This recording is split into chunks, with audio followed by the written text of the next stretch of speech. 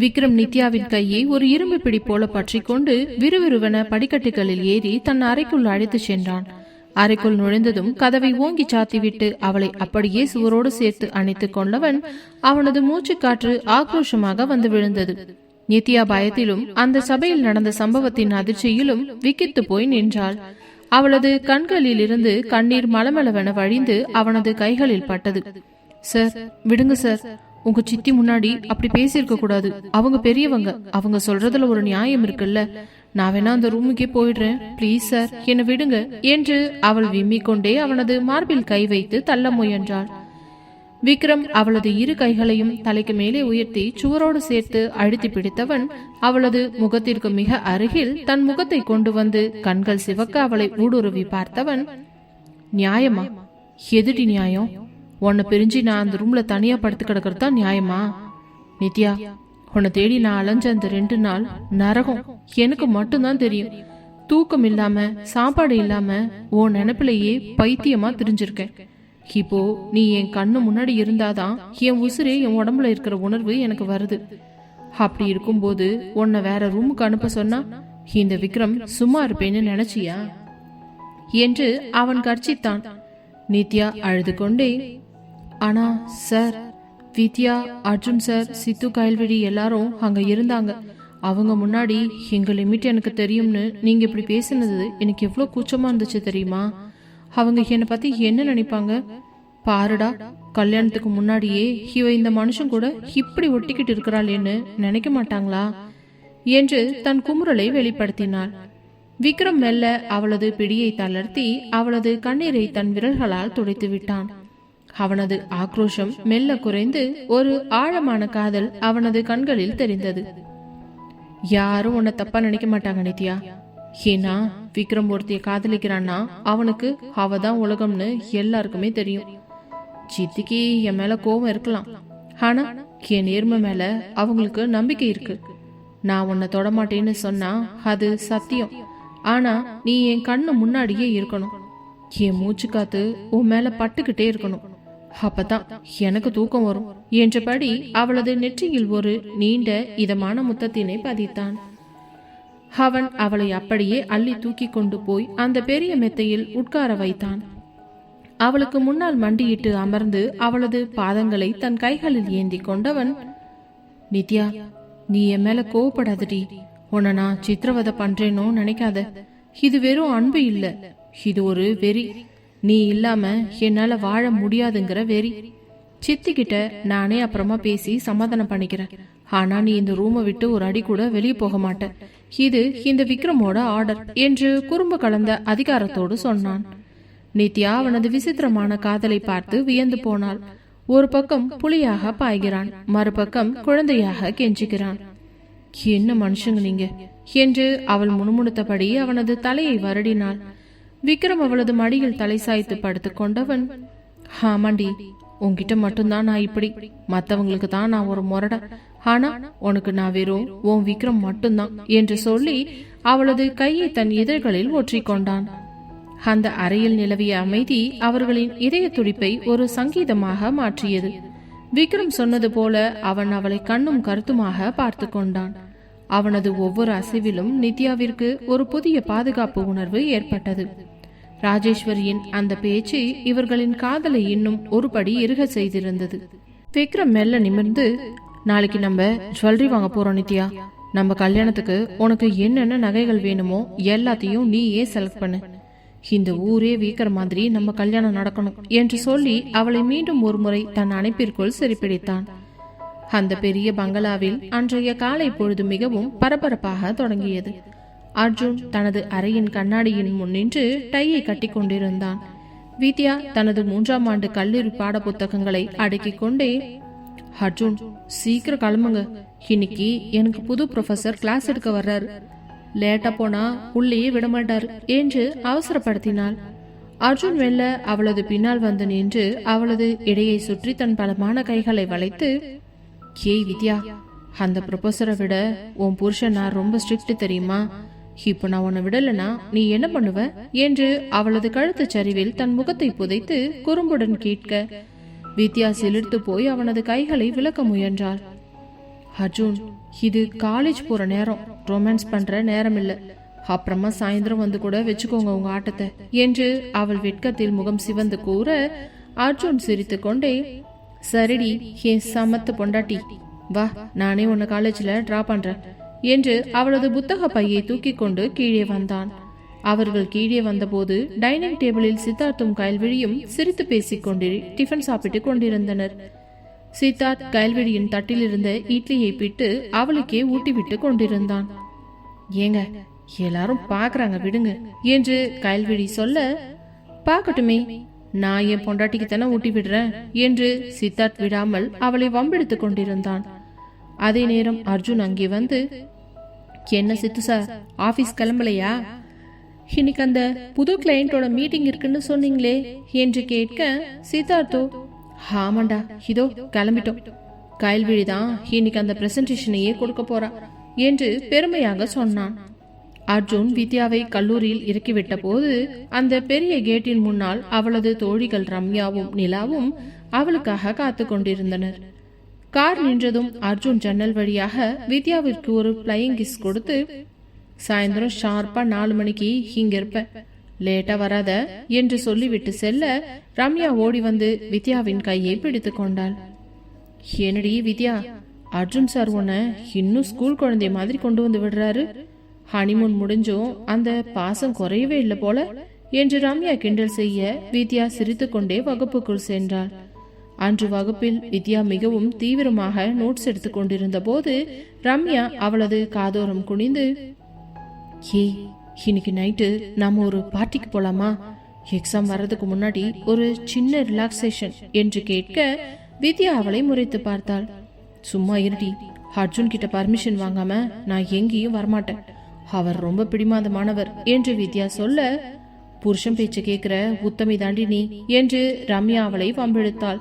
மறுபுறம் சித்தார்த் அலுவலகத்தில் கயல்விழியை தனது கேபினுக்கு வர சொன்னான். கயல்விழியும் சில ஃபைல்களுடன் உள்ளே வந்தபோது சித்தார்த் கதவை சாத்திவிட்டு அவளது கையை பிடித்து தன் பக்கம் இழுத்தான். ஏங்க என்ன பண்றீங்க, யாராவது பார்க்க போறாங்க என்று கயல்விழி பதற, சித்தார்த் அவளை மேஜையோடு சேர்த்து அணைத்து கொண்டவன், கயல் இன்னைக்கு உன் பிரசன்டேஷன் சூப்பர், அந்த லண்டன் கிளையண்ட் உன்னை ரொம்ப பாராட்டினாரு, என் பொண்டாட்டி இவ்வளோ புத்திசாலியா இருப்பான்னு நான் எதிர்பார்க்கவே இல்லை என்று அவளது நெற்றியில் ஒரு முத்தத்தினை பதித்தான். கயல்விழி வெட்கத்துடன், எல்லாம் நீங்க சொல்லிக் கொடுத்ததுதான், இப்போ விடுங்க, எனக்கு அடுத்த வேலை இருக்கு என்று அவனிடமிருந்து தப்பித்து ஓடினாள். மாலையில் அர்ஜுன் சொன்னது போலவே கல்லூரி வாசலில் வந்து நின்றான். வித்யா ஓடி வந்து காரில் ஏறியதும், என்ன வித்யா, இன்னைக்கு காலேஜ்ல என்ன விசேஷம், யாராவது உன்னை கிண்டல் பண்ணாங்களா என்று அர்ஜுன் கேட்க, வித்யா ரம்யா பார்ட்டிக்கு கூப்பிட்டதை சொன்னாள். அர்ஜுனின் முகம் சற்றென்று மாறியது. பார்ட்டியா, அதுவும் நைட்லயா? அதெல்லாம் ஒண்ணு வேணாம், உனக்கு ஏதாச்சும் வேணும்னா என்கிட்ட கேளு, நாம 2 பேரும் தனியா போலாம், அந்த ரம்யா கூட சேர்ந்துட்டு நீ கெட்டு போயிடாத என்று அவன் அதிகாரமாக சொல்ல, வித்யா சிரித்து கொண்டே அவனது தோளில் தலை சாய்த்து கொண்டாள். எனக்கு தெரியும் நீங்க இப்படித்தான் சொல்லுவீங்கன்னு, அதான் நான் வரமாட்டேன்னு சொல்லிட்டேன் என்று அவள் சொல்ல, அர்ஜுன் அவளது கையை பிடித்து தன் இதழ்களில் ஒற்றிக்கொண்டான். இரவு அந்த பங்களாவில் 3 ஜோடிகளும் சேர்ந்து டின்னர் சாப்பிடும்போது சித்தார்த் தன் ஆபீஸ் வெற்றியை சொல்ல, அர்ஜுன் வித்யாவின் காலேஜ் கதைகளை சொல்ல, அந்த இடமே காதலால் நிறைந்திருந்தது. வித்யா அர்ஜுனின் மார்பில் சாய்ந்து கொண்டு, இந்த வாழ்க்கை ரொம்ப அழகா இருக்கு அர்ஜுன் என்று சொல்ல, அர்ஜுன் அவளை இன்னும் இறுக்கமாக அணைத்து கொண்டு அந்த நிலா வெளிச்சத்தில் அவளது இதழ்களில் தன் காதலை பதிவு செய்தான். மறுநாள் காலை வித்யாவின் கல்லூரி வளாகம் வழக்கத்தை விட அதிக பரபரப்புடன் இருந்தது. அர்ஜுன் அவளை கொண்டு வந்து இறக்கிவிடும் போது, வித்யா, மதியம் லஞ்ச் பிரேக்ல நான் உனக்கு போன் பண்ணுவேன், அப்போ தயவு செஞ்சு அந்த ரம்யா கூட மட்டும் அரட்டை அடிச்சுட்டு போனை எடுக்காம இருந்துராத, அப்புறம் நான் நேரா கிளம்பி உன் கிளாஸுக்கே வந்துருவேன், ஜாக்கிரதை என்று செல்லமாக மிரட்டினான். வித்யா சிரித்து கொண்டே, சரிங்க மகாராஜா, உங்க போனுக்காகவே நான் தவம் இருப்பேன், போதுமா, இப்ப கிளம்புங்க, எனக்கு ஃபர்ஸ்ட் அவர் செமினார் இருக்கு என்று அவனது கையை அழுத்திவிட்டு உள்ளே ஓடினாள். வகுப்பறையில் ரம்யா ஏற்கனவே வந்து அமர்ந்திருந்தாள். வித்யாவை பார்த்ததும், என்னடி உன் புருஷன் இன்னைக்கும் உன்னை வாசல்லையே விட்டுட்டு போறாரா? ஒரு நிமிஷம் கூட உன்னை பிரிய மாட்டேன்னு ஒத்த காலில் நிக்கிறாரே. நிஜமாவே நீ கொடுத்து வச்சவடி என்று ரம்யா மூச்சரிக்க பேசினாள். வித்யா தனது புத்தகங்களை மேஜை மேல் அடுக்கி வைத்து, ஆமா ரம்யா, அர்ஜுன் ரொம்ப பாசம்தான்.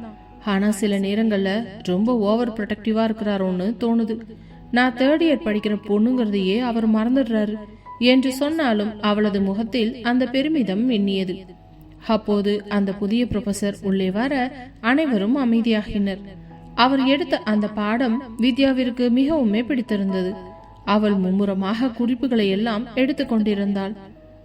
மறுபுறம் சித்தார்த் தனது அலுவலகத்தில் ஒரு முக்கியமான பிரசன்டேஷனுக்காக தயாராகி கொண்டிருந்தான். கயல்விழி அவனது கேபினுக்குள் நுழையும் போது, ஏங்க, அந்த ஜெர்மன் கிளையண்ட் இப்போ ஆன்லைன்ல வருவாங்களாம், நீங்க ரெடியா என்று கேட்டாள். சித்தார்த் கோப்புகளை மூடிவிட்டு அவளை தன் பக்கம் இழுத்து அணைத்து கொண்டவன், கயல், கிளையண்ட் வர்றதெல்லாம் இருக்கட்டும், முதல்ல என் பொண்டாட்டி எனக்கு ஒரு விஷ் பண்ணு, அப்போதான் இந்த மீட்டிங் சக்சஸ் ஆகும் என்று குறும்புடன் அவளது காதோரம் கிசுகிசுக்க கயல்விழி பதறி போய், எங்க இது ஆபீஸ், யாராவது ஜன்னல் வழியா பார்த்தா என்ன ஆகும், விடுங்க என்று அவனை தள்ள முயன்றாள். ஆனால் சித்தார்த் விடாமல் அவளது கழுத்து சரிவில் ஒரு மென்மையான முத்தத்தினை பதித்து, யாரும் பார்க்க மாட்டாங்கடி, இது என்னோட ரூம், நீ என் பக்கத்துல இருக்கும்போது எனக்கு பயமே இல்லை என்று சொல்லி அவளை இன்னும் இறுக்கமாக அணைத்து கொண்டான். கயல்விழி சிரித்து கொண்டே அவனது சட்டையை சரி செய்து விட்டு, ஆல் தி பெஸ்ட்டுங்க, போங்க, மீட்டிங்க்கு டைம் ஆச்சு என்று அவனது கன்னத்தை தட்டிவிட்டு வெளியே ஓடினாள். மதியம் வித்யா கேன்டீனில் அமர்ந்து ரம்யாவுடன் சாப்பிட்டு கொண்டிருந்த போது அர்ஜுனிடம் இருந்து வீடியோ கால் வந்தது. வித்யா, என்ன சாப்பிட்ற? அந்த ரம்யா கூட சேர்ந்துக்கிட்டு ஜங்க் ஃபுட் ஏதாவது சாப்பிட்றியா என்று அர்ஜுன் சந்தேகமாக கேட்க, வித்யா கேமராவை திருப்பி தனது தயிர் சாதத்தை காட்டினாள். பாத்தீங்களா அர்ஜுன், நான் ரொம்ப சமத்து, ரம்யா தான் பீட்சா சாப்பிட்றா என்று வித்யா சொல்ல, ரம்யா போனுக்குள் தலையை நுழைத்து, சார், உங்க பொண்டாட்டி இப்பெல்லாம் ரொம்ப மாறிட்டா சார், உங்க பேச்ச தட்டாம கேக்குறா என்று கிண்டல் செய்தாள். அர்ஜுனும் சிரித்து கொண்டே, அப்படியே இருக்கட்டும் ரம்யா, அவளை பத்திரமா பாத்துக்கோ என்று சொல்லி போனை வைத்தான். அன்று மாலை அர்ஜுன் கல்லூரி வாசலில் காத்து கொண்டிருந்த போது வித்யா ஒரு விதமான சோகத்துடன் வெளியே வந்தாள். அர்ஜுன் பதறி போய், என்ன வித்யா, என்னாச்சு, யாராச்சும் ஏதாச்சும் சொன்னாங்களா என்று அவளது கையை பற்றி கொண்டு கேட்க, வித்யா கண்களில் நீருடன், அர்ஜுன், இன்னைக்கு அந்த ப்ரொஃபசர் என்னை கூப்பிட்டு பேசினாரு. நான் லீவ் போட்ட அந்த 1 மாசத்துல நிறைய இம்பார்ட்டன்ட் போர்ஷன்ஸ் எல்லாம் முடிச்சுட்டாங்களாம். இப்போ அதை மேக்கப் பண்றது ரொம்ப கஷ்டம்னு சொல்றாரு என்று விம்மினார். அர்ஜுன் அவளை தன் பக்கம் இழுத்து அணைத்து கொண்டு, இவ்வளோதானா, இதுக்கா என் செல்ல அழுற? வித்யா, நீ எப்பவுமே டாப்பர் தானே, இந்த 1 மாசம் போர்ஷனை உன்னால ஈஸியா முடிக்க முடியும். உனக்கு நான் ஹெல்ப் பண்றேன், நாம 2 பேரும் நைட்டு ஒன்னா உட்காந்து படிக்கலாம், ஓகேவா என்று தைரியம் கூறினான்.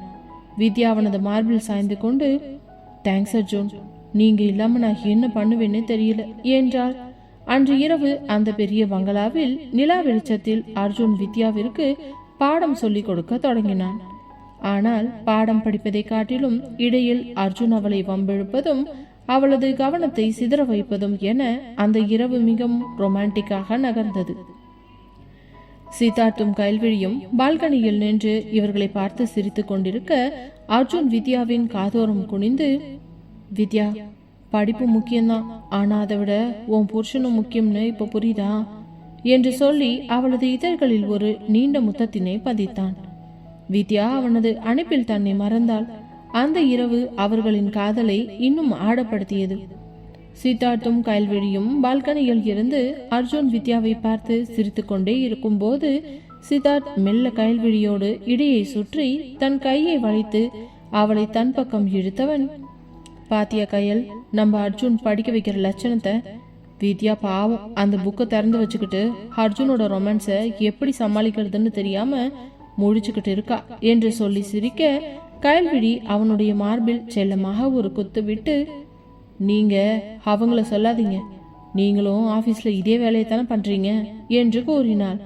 2 பேரும் நிலா வெளிச்சத்தில் அந்த தனிமையை அனுபவிச்சு கொண்டிருக்கும் போது கீழே விக்ரம் நித்யா ரூமிலிருந்து ஏதோ ஒரு பெரிய சத்தம் கேட்டது. நித்யா அழுது கொண்டே வெளியில் ஓடி வர அவ பின்னாடியே விக்ரம் ஆக்ரோஷமாக வருகிறான். நித்யா, நில்லடி, உனக்கு எவ்வளவு தைரியம் இருந்தா என்கிட்டயே போய் சொல்லுவ என்று விக்ரம் கத்திக்கொண்டே வர இதை பார்த்த அர்ஜுனும் வித்யாவும் பதறி போய் வெளியில் வந்தார்கள். அந்த நள்ளிரவு நேரத்தில் அந்த பெரிய பங்களாவில் ஒரு புது பூகம்பமே வெடித்தது. நித்யா அழுது கொண்டே பால்கனிக்கு ஓடி வர பின்னாலேயே விக்ரம் தனது கையில் ஒரு பழைய டைரியை வைத்துக் கொண்டு ஆக்ரோஷமாக வந்தான். அவனது கண்கள் சிவந்து போயிருந்தன. நித்யா, நில்லுன்னு சொல்றல்ல, உனக்கு இவ்ளோ தைரியமா? என்கிட்ட எதையும் மறைக்க மாட்டேன்னு சத்தியம் பண்ணிட்டு இப்போ இந்த டைரியில இருக்கிறதெல்லாம் என்னடி என்று அவன் கர்ஜித்தான். அங்கே நின்றிருந்த அர்ஜுன், வித்யா, சித்தார்த் மற்றும் கயல்விழி நால்வரும் பதறி போய் அவர்களை தடுத்தனர். அண்ணா, என்னாச்சு? எதுக்கு இப்ப எப்படி கத்துறீங்க? பாவம் நித்யா அழுதுகிட்டே இருக்காங்க பாருங்க என்று அர்ஜுன் குறுக்கே நிற்க விக்ரம் அந்த டைரியை அர்ஜுன் முன்னால் வீசினான். இதை எடுத்து பாருடா. கொடைக்கானல்ல இருக்கும்போது இவ ஒருத்தன் கூட பேசினதெல்லாம் இதுல எழுதி வச்சிருக்கா. அந்த ரமேஷ், அவன் யாருன்னு எனக்கு தெரியணும். இவனுக்காகத்தான் இவ என்னை விட்டுட்டு ஓடி போனாலோன்னு இப்ப எனக்கு சந்தேகம் வருதுடா என்று நித்யாவை நோக்கி விரலை நீட்டினான். நித்யா விம்மி விம்மி அழுது கொண்டே, சார், தயவு செஞ்சு நான் சொல்றது கேளுங்க. அந்த ரமேஷ் என் காலேஜ் சீனியர் மட்டும்தான். அவர் எனக்கு உதவிதான் பண்ணாரு. நாங்க 2 பேரும் காதலிக்கலாம் இல்ல என்று கத்தினாள். சித்தார்த் விக்ரமின் தோளை பிடித்து, அண்ணா கொஞ்சம் அமைதியா இருங்க. நித்யா சொல்றது உண்மையா கூட இருக்கலாம்.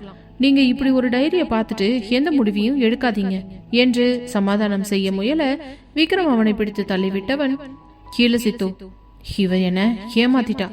என் காதுல இவ மதிக்கவே இல்லை என்று சொல்லிவிட்டு தனது கார் சாவியை எடுத்துக்கொண்டு அந்த நள்ளிரவிலேயே வீட்டை விட்டு கோபமாக வெளியேறினான். நித்யா அப்படியே தரையில் அமர்ந்து கதறி அழுதாள். வித்யாவும் கயல்விழியும் அவளை தூக்கி அணைத்துக் கொண்டவர்கள், அக்கா கவலைப்படாதீங்க, மாமாவுக்கு கோவம் வந்தா இப்படித்தான் பேசுவாரு. ஆனா அப்புறம் அவரே வந்து வருத்தப்படுவாரு. நீங்க நிம்மதியா இருங்க என்று வித்யா அவளுக்கு தண்ணீர் கொடுத்து ஆசுவாசப்படுத்தினாள். அந்த இரவு அந்த பெரிய பங்களாவில் ஒரு மௌனமான போர் மூண்டது. அர்ஜுன் வித்யாவின் கையை பிடித்து கொண்டு, பாத்தியா வித்யா, காதல்ங்கிறது எவ்வளோ அழகானதோ அதே அளவுக்கு அதுல ஒரு சின்ன சந்தேகத்துல எப்படி உடையுதுன்னு என்று வருத்தத்துடன் சொன்னான். வித்யா அவனது மார்பில் சாய்ந்து கொண்டு, நாம எப்பவும் இப்படி ஒருத்தர் சந்தேகப்படாம இருக்கணும் அர்ஜுன் என்று சொல்ல அர்ஜுன் அவளது நெற்றியில் முத்தமிட்டு அவளுக்கு ஒரு பாதுகாப்பான அணைப்பினை கொடுத்தான். அந்த நள்ளிரவு நேரத்தில் விக்ரமின் கார் சென்னையின் வெறிச்சோடிய சாலைகளில் ஒரு சீரும் சிறுத்தையைப் போல பாய்ந்து சென்றது. ஸ்டீரிங்கை பிடித்திருந்த அவனது கைகள் நடுக்கத்திலும் ஆக்ரோஷத்திலும் இறுகி போயிருந்தன. அவனது கண்கள் சிவந்து அந்த டைரியில் பார்த்த ரமேஷின் பெயர் அவனது மூளையை குடைந்து கொண்டிருந்தது. என்கிட்ட இருந்து தப்பிச்சு கொடைக்கானல் போனது அந்த ரமேஷுக்காகத்தானா? நான் உன் மேல உயிரியே வச்சு காதலிக்கும் போது நீ இன்னொருத்தன் பேரியா உன் டைரியில எழுதி வைப்ப என்று அவன் கார் கண்ணாடியை பார்த்து சத்தமாக கத்திக்கொண்டிருந்தான். கோபத்தில் காரை ஒரு மேம்பாலத்தின் ஓரமாக நிறுத்திவிட்டு இறங்கி நின்று சிகரெட் ஒன்றை பத்த வைத்தான். புகை மண்டலத்திற்கு நடுவே நித்யாவின் அழுகை முகம் அவனது கண் முன்னால் வந்து போனது. ஒரு பக்கம் அவள் மீது தீராத காதல், இன்னொரு பக்கம் அந்த துரோகத்தின் சந்தேகம் அவனை வாட்டியது. நித்யா, உன்னை நான் அவ்வளோ சீக்கிரம் விட்டுற மாட்டேன். அந்த ரமேஷ் யாருன்னு நான் கண்டுபிடிச்சே ஆகணும் என்று கங்கணம் கட்டிக்கொண்டு மீண்டும் காருக்குள் ஏறினான். மறுபுறம் அந்த பிரம்மாண்டமான பங்களாவில் நித்யா வித்யாவின் மடியில் தலை சாய்த்து விம்மி விம்மி அழுது கொண்டிருந்தாள். கயல்விழி அவளுக்கு தண்ணீர் கொடுத்து, நித்யா, முதல்ல அழறத நிறுத்துங்க. விக்ரம் மாமாக்கு உங்க மேல இருக்கிறது வெறும் கோபம் இல்ல, அது ஒரு விதமான பொசசிவ்னஸ். நீங்க அந்த ரமேஷ் யாருன்னு அவர்கிட்ட முன்னாடியே சொல்லி இருக்கலாம்ல என்று மெல்ல கேட்டாள். நித்யா கண்களை துடைத்துக் கொண்டு, கயல், ரமேஷ் என் காலேஜ்ல எனக்கு நோட்ஸ் கொடுத்து ஹெல்ப் பண்ண சீனியர் தான். அவர் மேல எனக்கு எந்த ஒரு எண்ணமும் இல்ல. ஆனா அவர் ஒரு முறை எனக்கு ப்ரப்போஸ் பண்ணாரு. நான் அதை அப்பவே மறுத்துட்டேன். அதை ஏன் தேவையில்லாம விக்ரம் சார் கிட்ட சொல்லணும்னு தான் மறைச்சேன். ஆனா அந்த டைரியில நான் அப்போ இருந்த மன உளைச்சல்ல அவரோட பேரை எழுதி வச்சிருந்தேன். அதை இப்போ விக்ரம் சார் ரொம்பவே தப்பா புரிஞ்சுக்கிட்டாரு என்று தேம்பி அழுதாள். வித்யா அவளது கையை இறுக்கமாக பிடித்து கொண்டு, அக்கா, மாமா இப்போ கோவத்துல எதையாவது செஞ்சிட போறாரு. அர்ஜுன் கிட்ட சொல்லி அவரை தேடி போக சொல்லலாம் என்று சொல்லிவிட்டு அர்ஜுனிடம் ஓடினாள். அர்ஜுனும் சித்தார்த்தும் ஹாலில் நின்றபடி விக்ரமிற்கு தொடர்ந்து போன் செய்து கொண்டிருந்தனர். சித்து சார், அண்ணா போனை எடுக்கவே மாட்டேங்கிறாரு. ஒருவேளை கொடைக்கானலுக்கே கார்ல போயிடுவாரோன்னு பயமா இருக்கு என்று அர்ஜுன் பதற்றத்துடன் சொன்னான். சித்தார்த் அவனது தோளை தட்டி, அர்ஜுன், அண்ணன் அவ்வளோ முட்டாள் இல்லை. ஆனா கோவத்துல வண்டி ஓட்டுறது தான் ஆபத்து. நாம 2 பேரும் ஒரு கார்ல போய் தேடுவோம் என்று இருவரும் கிளம்புவதற்கு தயாரானார்கள். அதே நேரம் வித்யா அர்ஜுனை தடுத்து நிறுத்தி, அர்ஜுன், பத்திரமா போயிட்டு வாங்க. மாமாவை எப்படியாவது சமாதானப்படுத்தி வீட்டுக்கு கூட்டிட்டு வந்துருங்க.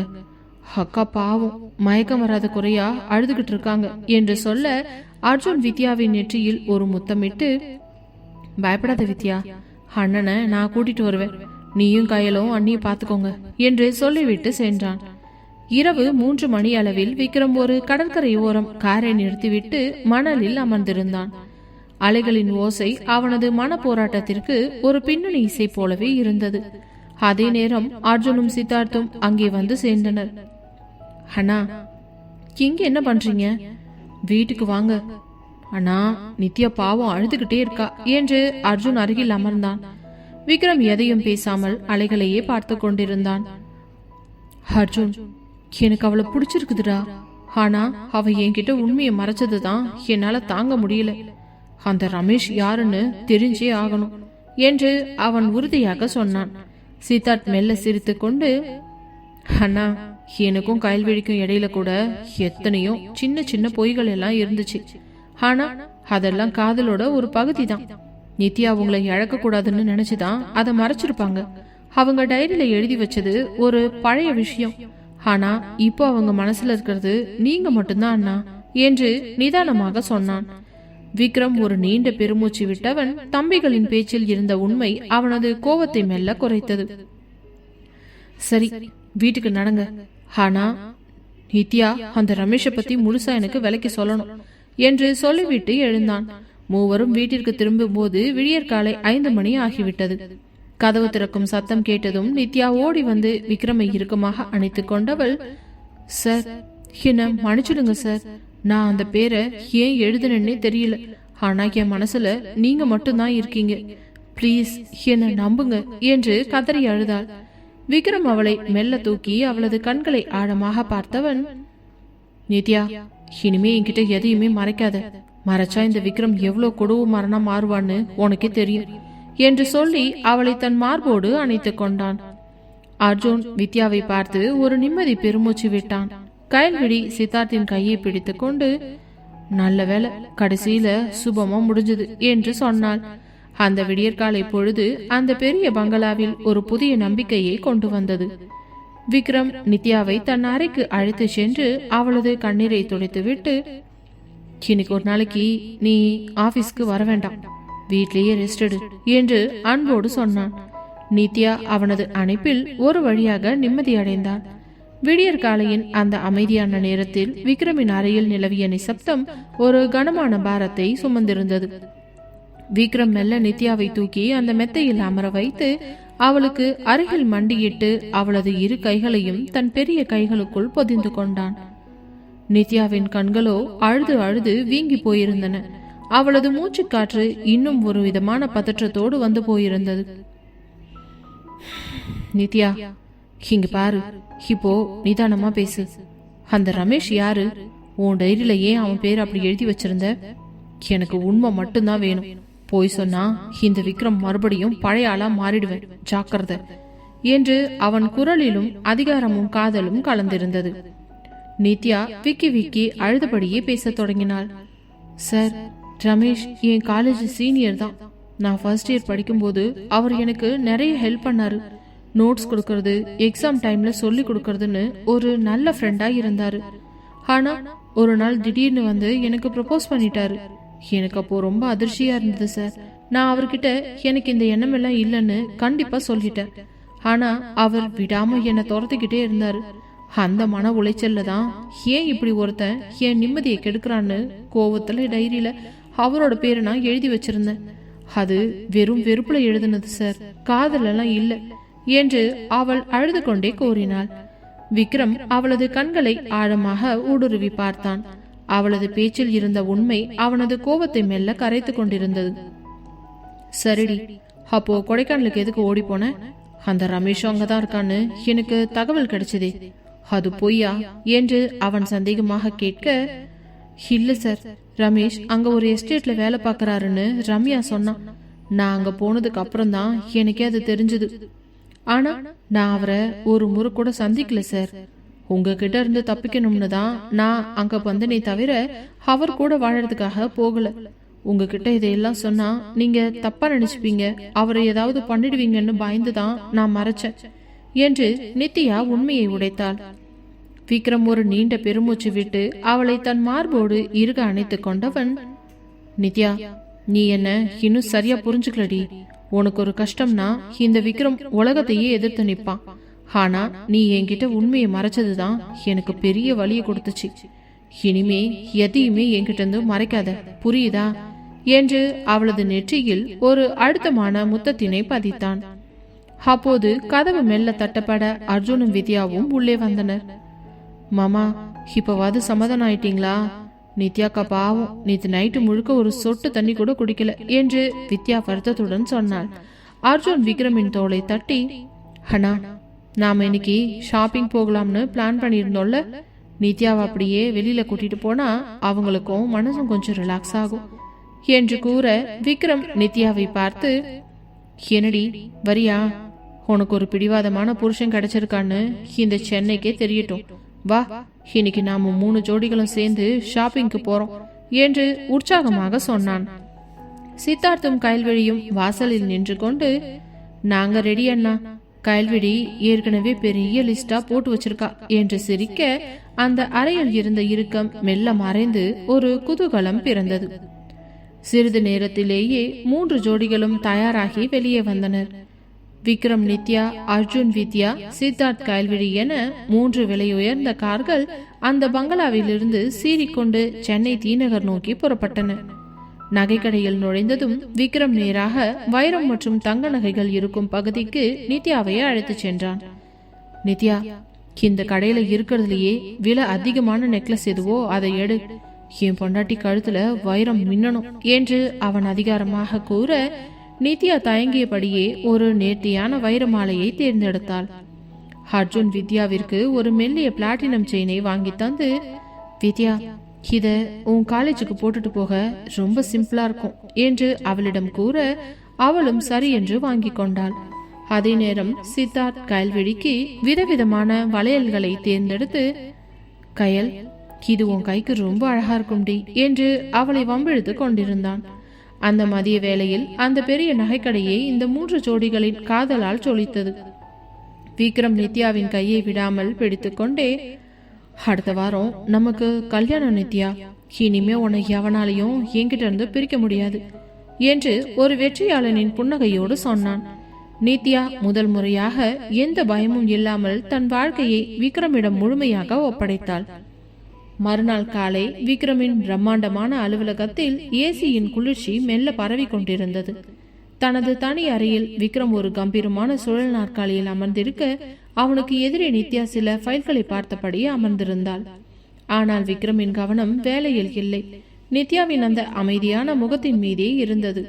விக்ரமும் மெல்ல எழுந்து வந்து அவளது மேஜையின் ஓரத்தில் சாய்ந்து அமர்ந்தவன், நித்யா, இந்த ஃபைல்களை எல்லாம் அப்புறம் பார்த்துக்கலாம், உன்கிட்ட ஒரு முக்கியமான விஷயம் பேசணும்னு காலையிலிருந்தே நினைச்சுக்கிட்டு இருக்கேன் என்று அவன் குரலில் ஒரு நிதானமும் அதே சமயம் ஒரு எதிர்பார்ப்பும் தெரிந்தது.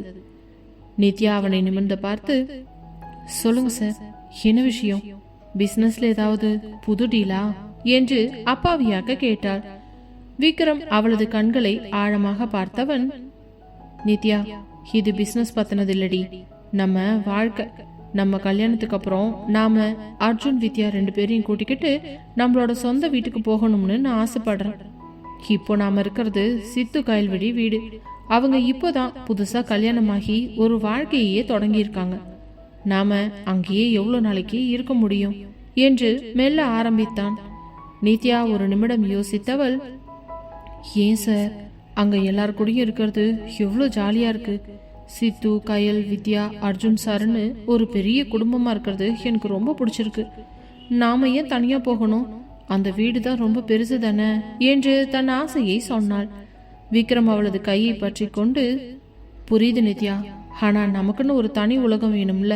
சித்தார்த் வீட்டில் நாம விருந்தினா இருக்கிறது வேணா, நம்ம சொந்த வீட்டில் நம்ம அதிகாரத்தோட இருக்கிறதும் வேற. அங்க நீயும் வித்யாவும் தான் அந்த வீட்டோட மகாராணிகள். உங்களுக்குன்னு ஒரு அரண்மனை மாதிரி தான் ஒரு வீட்டை ஏற்கனவே நான் வாங்கி வச்சிருக்கேன். அந்த தனிமையும் அந்த சுதந்திரமும் அங்க மட்டும்தான் கிடைக்கும். ஒரு உறவு ஆரோக்கியமாவும் சந்தோஷமா நீடிக்கணும்னா நாம நம்மளோட இடத்துல இருக்கிறது தான் நல்லது. புரியுதா என்று விளக்கினான். நித்யா மெல்ல தலையசைத்தவள், சரிங்க, நீங்க சொல்றதுலயும் ஒரு நியாயம் இருக்கு.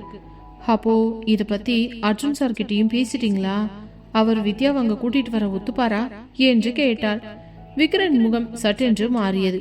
அவனது கண்கள் குறுகி அவளை ஒரு எச்சரிக்கையோடு பார்த்தான். நித்யா, இப்போ என்ன சொன்ன? அர்ஜுன் சாரா? மறுபடியும் அதே சார் தானா? கொடைக்கானல் இருக்கும்போதுதான் அப்படி சொன்னேன்னா இங்கேயும் அதையே தொடர்றியா? அர்ஜுன் உன்னோட குழந்தை. அவனை பேர் சொல்லி அர்ஜுன்னு கூப்பிடு, இல்ல மாமான்னு கூப்பிடு. அதை விட்டுட்டு சாரு மோருன்னு சொல்லிக்கிட்டு இருந்தா எனக்கு கோபம் வரும் என்று அதட்டினான். நித்யா திடுக்கிட்டு போய், இல்ல சார், அது பழக்கத்துல என்று இழுக்க விக்ரம் குறிப்பிட்டான். மறுபடியும் சாரா? நித்யா, இப்ப சொல்ற கேட்டுக்கோ. இன்னொரு வாட்டி என்ன நீ சார்னு சொன்ன அவ்வளவுதான். அப்புறம் நான் என்ன பண்ணுவேன்னு எனக்கே தெரியாது. நான் உன் புருஷன் ஆக போறவன். என்ன நீ விக்ரம்னே கூப்பிடு, எனக்கு ஒரு பிரச்சனையும் இல்லை என்று அவன் ஒரு குறும்பு கலந்த அதிகாரத்தோடு சொன்னான். நித்யா வெட்கத்தில் முகம் சிவந்து தலை குனிந்தபடியே, சரி விக்ரம் என்று அவள் மெல்லிய குரலில் சொன்னபோது விக்ரமின் மனதுக்குள் ஒரு பெரிய மகிழ்ச்சி மின்னியது. வெரி குட், இப்போ எப்படி இருக்கு பாரு. மறுபடியும் சார்னு கூப்பிட்ட நான் இங்கேயே உனக்கு தண்டனை கொடுத்துடுவேன், ஜாக்கிரதை என்று சொல்லிக்கொண்டே சட்டென்று அவளது இருக்கையை தன் பக்கம் இழுத்தான். அவள் சுதாரிக்கும் முன்னே அவளது இடையை சுற்றி தன் பலமான கரங்களை வளைத்து அவளை ஆவேசமாக அணைத்து கொள்ள நித்யா அதிர்ச்சியில் அவனது மார்பில் சாய்ந்து கொண்டாள். விக்ரமின் இதயம் வேகமாக துடிப்பதை அவளால் உணர முடிந்தது. விக்ரம், விடுங்க, இது ஆபீஸ், யாராவது வந்துட்டு போறாங்க என்று அவள் தழுத்தழுத்த குரலில் முணுமுணுக்க விக்ரம் அவளை இன்னும் இறுக்கமாக அணைத்து கொண்டான். யார் வந்தா எனக்கு என்ன? ஏன் ஆபீஸ்ல நான் ஏன் பொண்டாட்டி அணைக்கிறதுக்கு யாருக்கிட்டையும் பர்மிஷன் கேட்க முடியாதுடி. இந்த ஒரு நிமிஷம் நீ என் அணைப்புல இருக்கிறது தான் எனக்கு உலகத்திலேயே பெரிய நிம்மதி என்றபடி அவளது பிடரியில் தன் முகத்தை புதைத்து ஆழமாக சுவாசித்தான். அந்த பிரம்மாண்ட ஏசி அறைக்குள் விக்ரமின் ஆதிக்கமும் நித்யாவின் மென்மையான காதலும் ஒன்றோடொன்று பின்னி பிணைந்தன. விக்ரம் அவளது நெற்றியில் ஒரு நீண்ட முத்தத்தினை பதித்தவன், நாளைக்கே அர்ஜுன் கிட்ட பேசி நம்ம வீட்டுக்கு போற விஷயத்த முடிவு பண்ணிடலாம். நீயும் வித்யாவும் அந்த வீட்டோட மகாராணிகளா வலம் வர்றத நான் பார்க்கணும் என்று சொன்னான். நித்யா அவனது திடமான அணைப்பில் தன் எதிர்காலத்தை பாதுகாப்பாக உணர்ந்தாள்.